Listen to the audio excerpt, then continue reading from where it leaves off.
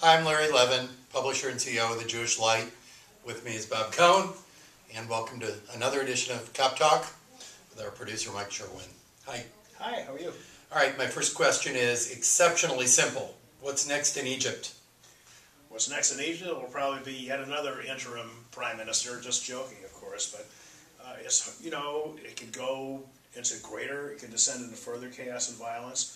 Or what I'm hoping for is for things to kind of settle down for a while, to give the kind of technocrat new president and the encouragingly moderate new prime minister a chance to try to get some traction and move Egypt back into a rational player on the world stage. Now, interestingly, in the last day, Kuwait, Saudis, United Arab Emirates together have pledged something like $10 or $12 billion in aid. That, I think, tells us something about what they perceive as this move to unseat Morsi and the Muslim Brotherhood, yes? Absolutely, and part of it is concern about what they saw these other countries that you just named as an emerging Shia crescent of Iran, Hezbollah, and they were concerned that although Morsi recently did denounce Iran, he was sort of a Morsi come lately in that regard. And we've seen adventure travel companies starting to cancel their tours because of the unrest. Right. So getting to economic stability is probably about the most important thing that the country could do at this point. No question yes? about it. So interesting. All right, let's switch our attention to Israel. So a soldier was attacked in the Mia Sharim neighborhood of Jerusalem by the ultra-Orthodox, by a small number of Orthodox, as a protest against mandatory military service. Obviously, any such attack is utterly disgusting.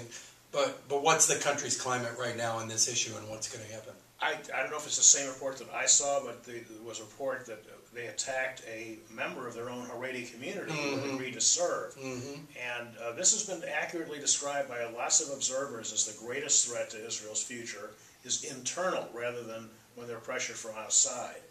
And I think it's encouraging that the new Bibi coalition is primarily secularist and wants to make sure that these folks serve in the military and make a contribution to society. But if they're too heavy-handed about it, it could, God forbid, provoke the kind of backlash that we're seeing in Egypt. So, moving back to St. Louis, we Yes. had two giants of the area pass away this week, Bill Cohn, and longtime JCC head, and Simon Cohn, Holocaust survivor and kosher deli businessman. You've written about them. Folks can read your stories online and in the paper, so we're not going to rehash that here. So I have a totally different question for you. So tell me your fondest personal recollections of each. You know, a good friend of mine, an email pen pal, is Ronnie Goldfeder, and she said, Bill Cohn fed the Jewish body. Or rather, Simon Cohn fed the Jewish body with his wonderful deli foods, and Bill Cohn fed the Jewish soul. And my fondest memories of Bill is how he would be available to anyone to talk about any problem. Nothing was too trivial, too small for him. I know that I can't name names, but he arranged for loans to be for people who were in serious personal financial distress. He was fiercely loyal to his friends. I was part of the gang of 5 that met at the Mandarin House every month. And just this general kindly demeanor, which could alternate with being really a tough guy to work with. Yeah, I was going to ask you, did you ever have any knockdown dragouts with him? 1 or 2, and I always lost. And once I lost enough of them, we were friends for life. No, when he believed in something, he was like a pile driver, which was one of his strengths. And what about Mr. Cohn? Simon was always extremely hospitable. It's a great place to schmooze. USA Today recognized it as one of the greatest places for a nosh in America. Absolutely. And he and his wife Bobby, they married right after the Holocaust, and then Lenny and Rosemary have carried on the family tradition and have pledged to continue to be the congenial place it always has been. Let's go from the sublime to the ridiculous. Sarah Palin for U.S. Senate. Thoughts? Interesting. Well, you know, had McCain selected someone other than Sarah Palin as his running mate, he probably would be President of the United States, or he would have had a much better chance, in the opinion of many. I can think of half a dozen people I know who loved McCain, but once he appointed someone who didn't seem to have the right stuff, putting it minimally. She's an interesting, colorful character. I think the happiest people will be the Democrats if she ends up getting elected, because they like to keep Sarah Palin and Donald Trump as the face of the Republican Party, which has enough problems. It's a serious problem that we don't have two viable and robust political parties. race. Well, we can save the Democrats for a different day, but I want to talk about, there seems to be this regression in protections for the poor and disadvantaged in several places across the country. You know, talking about Palin and her stances brings it up. We've seen it with Rick Perry in Texas, and now we're seeing North Carolina just go back to, you know, it seems like it's going back to the the protections of FDR. You know, their education spending is going down. Their unemployment benefits are being slashed. They're cutting spending for disabled children, for goodness sake. We can argue about political preferences, but there almost seems to be this kind of backlash about helping the downtrodden as somehow being un-American.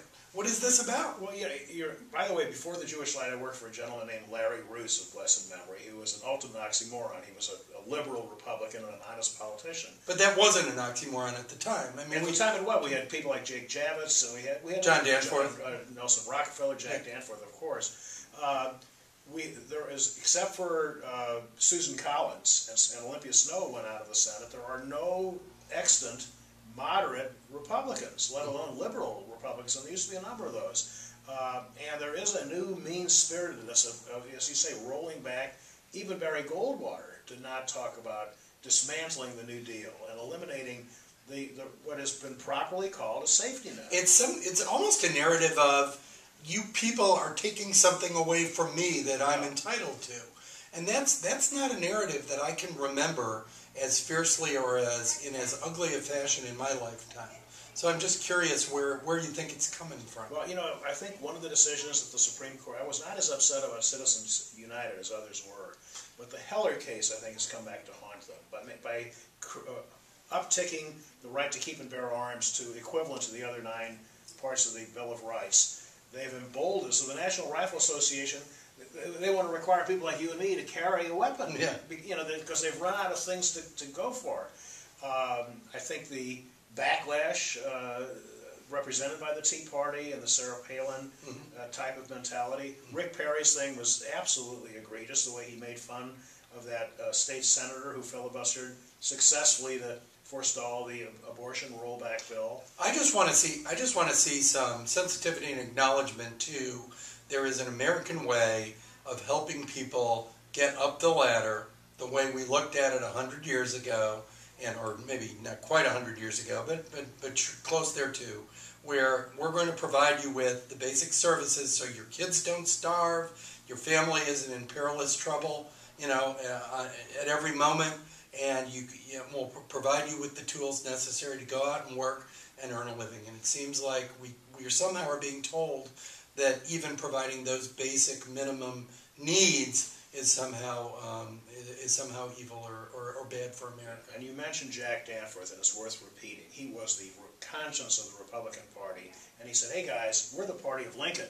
How could we not support a meaningful civil rights bill? Yeah. And there is no strong and forceful voice within the Republican Party. Occasionally McCain takes a more moderate stance, but without Danforth, that group, more radical right, has unfortunately gained ascendancy. Yeah, and for those who are worried about it, we'll get to the other side of the table one of these days too. Yeah, so, for sure.